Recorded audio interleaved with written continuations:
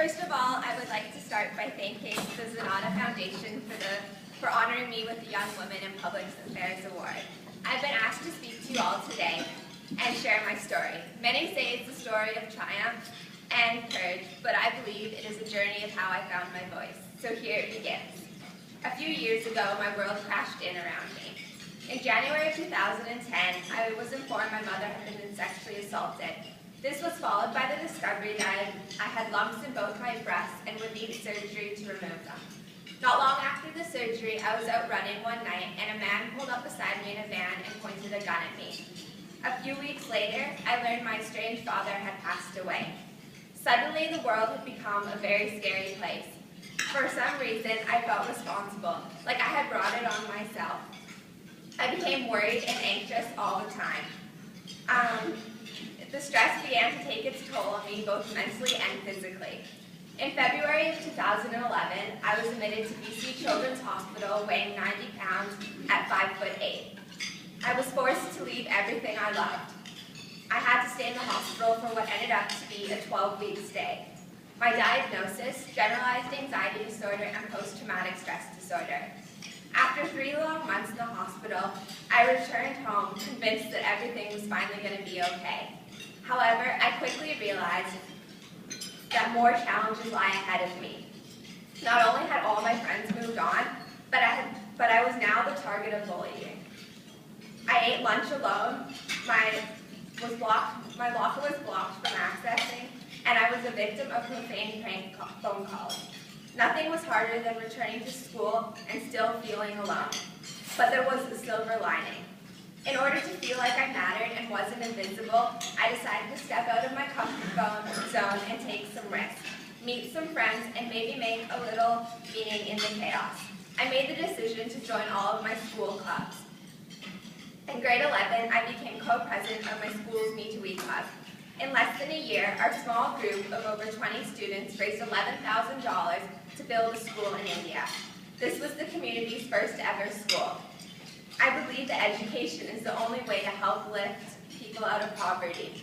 Under my leadership, our group also successfully educated the community regarding the exploitation of women, the sex trade, child slavery, and the importance of buying fair trade. In the summer of 2012, I began volunteering at a local soup kitchen called the 7 to 10 Club, which serves over 80,000 meals every year. I was surprised to learn that Nanaimo ranked that in Nanaimo, 15% of the local population was receiving some form of income assistance. Throughout the 7 to 10 Club, I met the truly amazing people who used its service.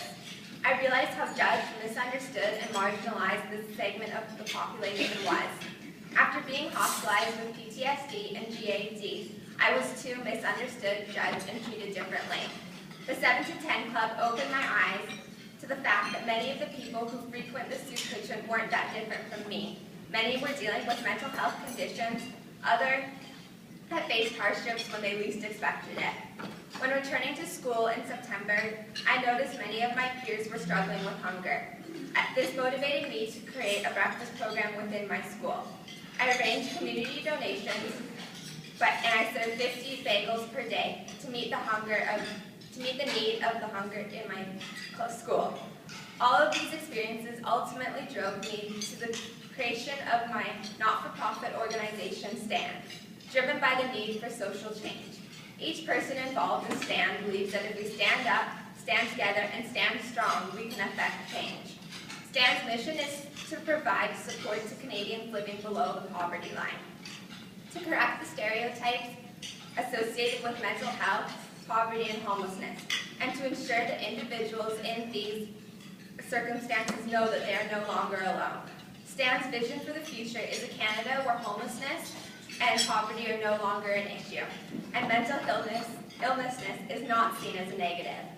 On February 15th, STAND held a benefit concert called Songs for Spud, showcasing youth from Vancouver, Victoria, and all over Vancouver Island.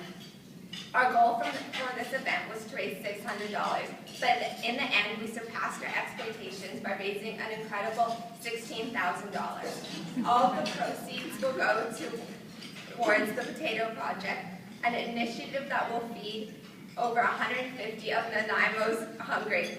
On April 6th, Dan will be setting up tables in the Maffeo Sutton Park and will be serving hot, baked potatoes, all of the fixings, chili, coffee, and juice. Throughout my journey, I have faced many roadblocks. People told me I couldn't make a difference in our world and questioned why I cared about others. When my capabilities or motivations were questioned, my resolve to follow my heart only grew stronger. I have chosen to dedicate my life to helping others. Next year, I plan to attend the University of Victoria and begin working towards my PhD in psychology. No matter where my future takes me, I will always advocate for those being treated unfairly. Last but not least, I would like to express my profound thanks and love to my mom, my family, and Michelle Smith. If it were not for all of you, I would not be the person I am today. I couldn't have done it without you. Thank you so much.